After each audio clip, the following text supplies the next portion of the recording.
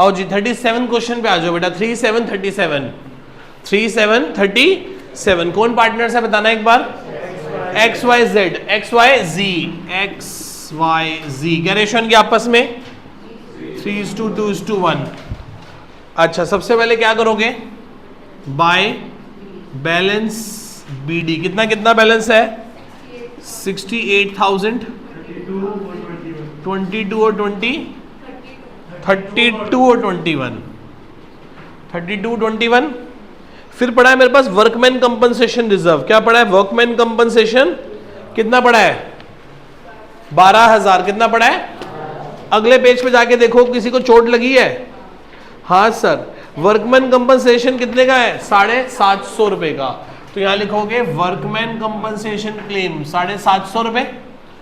बचा हुआ bye workman compensation reserve कितना पड़ा था 12,000 में से कितना यूज हो गया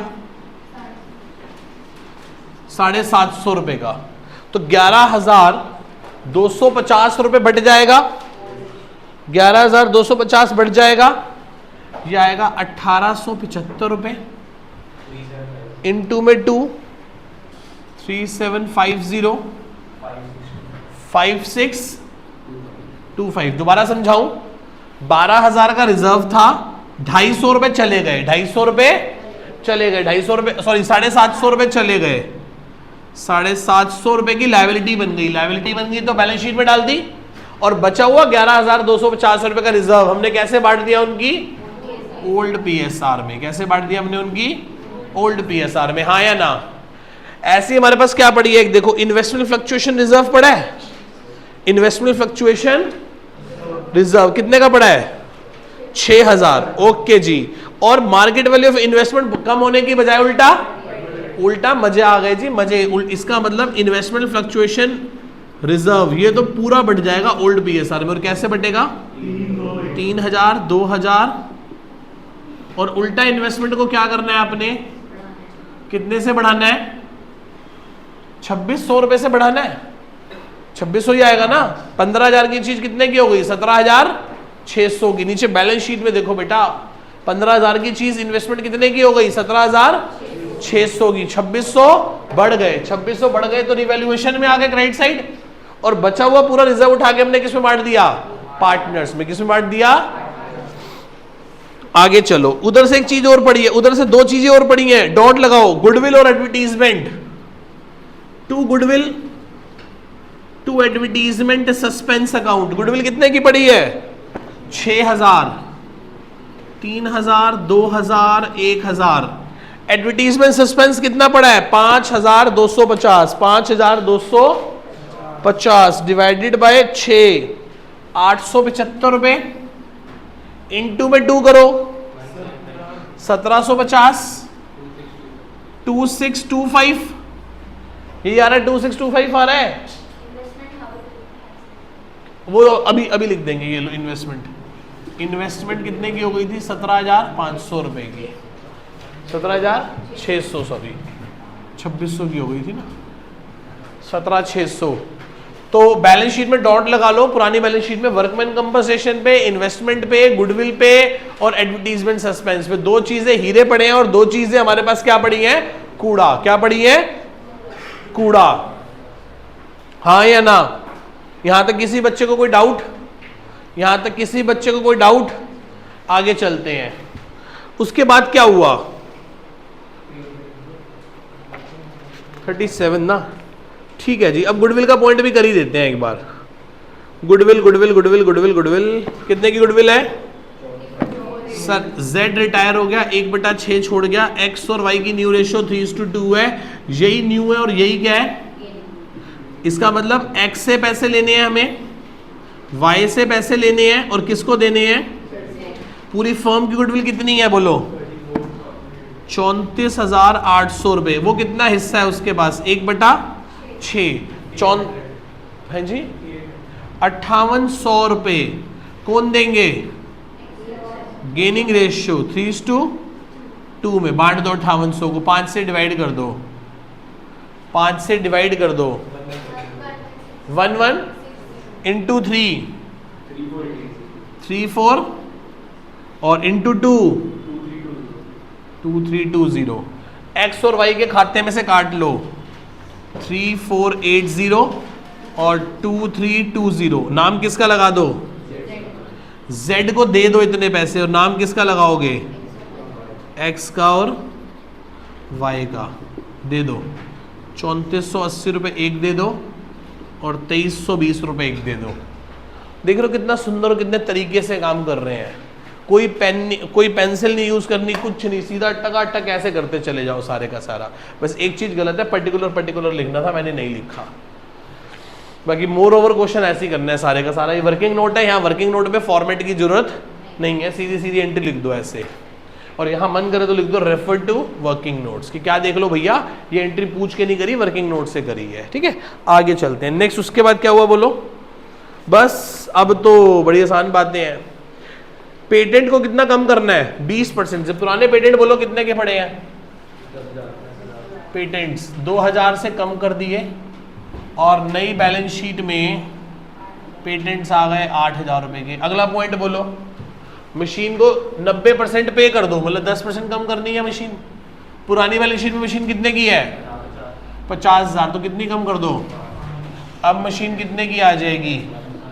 45000 की। अगला बोलो, डेटर पे प्रोविजन कितना बनाना है? 6%। कितना बनाना है? 6%। डेटर 40,000 का 6% कितना होता है? 2400। ऑलरेडी कितना बना हुआ है? To provision for doubtful debt 2400 बनाना है, 2000 ऑलरेडी बना हुआ है, 400 और बना दूंगा। और यहां आप डेटर्स कितने के आ जाएंगे? 40,000 माइनस प्रोविजन करूंगा कितना? 2400, तो कितना आ जाएगा? 37,600। 37,600। आगे चलो, एफ पॉइंट पढ़ो। उसके बाद एफ पॉइंट पढ़ो। 4000 के क्रेडिटर पैसा ही नहीं मांगने आएंगे, फायदा के नुकसान?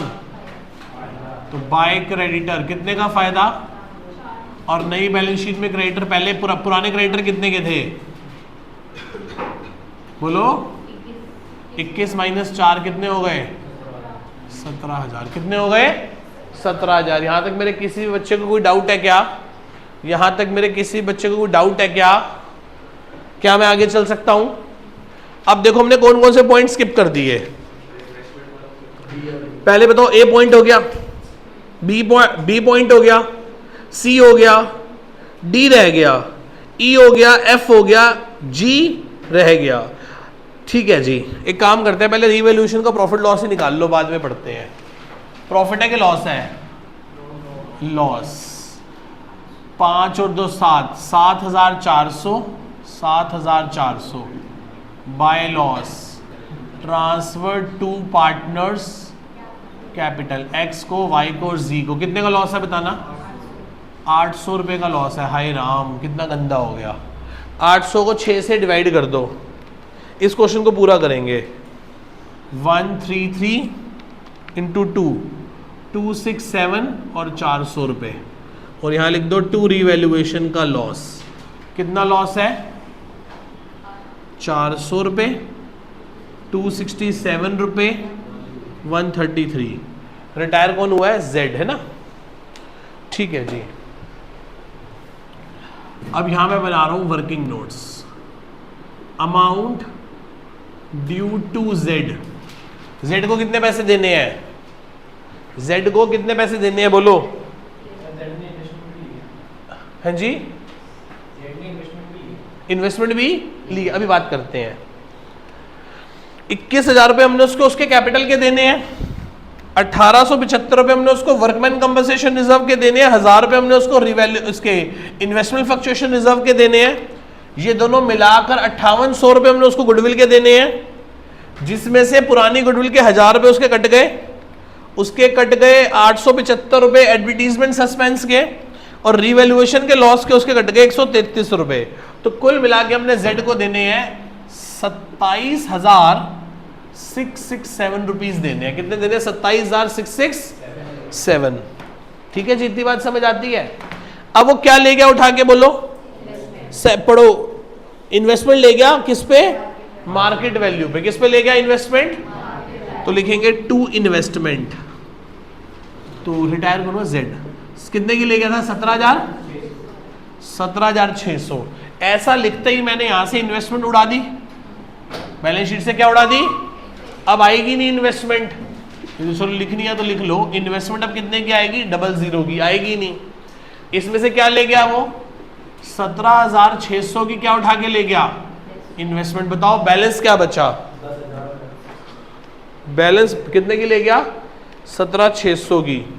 तो 10,067 रुपीज हमने उसके देने हैं, 10,067 रुपीज देने हैं। अब पढ़ो पॉइंट, लास्ट पॉइंट पढ़ो, G point. Amount due to Z 5067 immediately दे दिए। 5067 माइनस कैश, कैश कितना दे दिया? 5067। तो बताओ आउटस्टैंडिंग बैलेंस क्या बचा? 5,000। कितना बचा? यदि ये 5,000 रुपए हमने दे दिए तो मैं फिर यहां पे लिख दूं टू कैश कितना दे दिया? 5,000। कितना दे दिया? 5067 दे दिए। पुराने कैश में जाओ, पुरानी बैलेंस शीट के कैश में जाओ, बैंक है ना, बैंक पेमेंट करा दो। बैंक में कितने पैसे हैं? 57।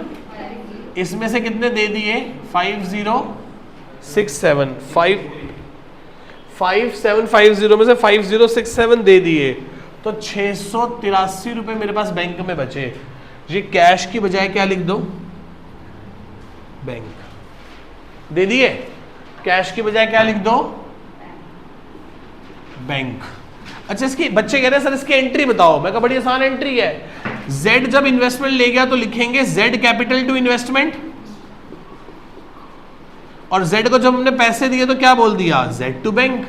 इन्वेस्टमेंट कितने की ले गया था? 17,000, और बैंक से पेमेंट कितनी करा दी? 5067। तो 17,600 जमा 5067, तो 22,667 हो गए।